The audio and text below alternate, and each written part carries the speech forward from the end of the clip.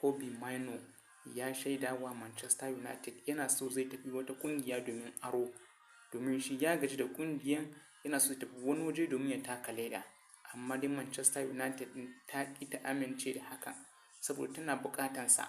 Kobbie Mainoo ɗan shekara 20 ne kuma yana midfield ne, yana buga ƙwallo a tsakiya kuma ɗan wasa ne mai kyau wanda ya san kuma abin da yake. To amma ni a shawarar nake zan bayarwa Kobbie Mainoo da kuma masoyan Kobbie Mainoo, ya kamata Kobbie Mainoo da ya bar Manchester United ya tafi inda ya kamata, saboda Manchester alhaƙiƙa har yanzu na da problem. Kuma matsalar Manchester United ba wai matsalanta coach ba ne, hatta management tana da matsala na management. Domin me? Management ɗin ba sa barin coach abin da yake so, kaga dole za a samu problem. Kowaye yana da buƙatar a sa masa ɗan ƙwallonsa, to ba zai yi ba.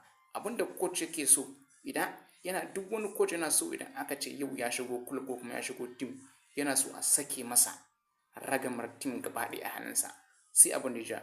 To har yanzu dai abin da raɗe da nake ji ko kuma wani abu da na karanta a wani jarida, shi wannan coach na Manchester United har yanzu ba a sake masa ragama gaba ɗaya ba. Shi dai coach ne kawai, amma kuma waɗansu daga cikin manager suna so su ce a samu su wani, a samu su wani. To shine babban problem ake samu kenan. To Allah samu dace. Masoyan Kobbie Mainoo, ku mini like wannan bidiyo kuma ku share kuma ku danna mun subscribe. Na gode.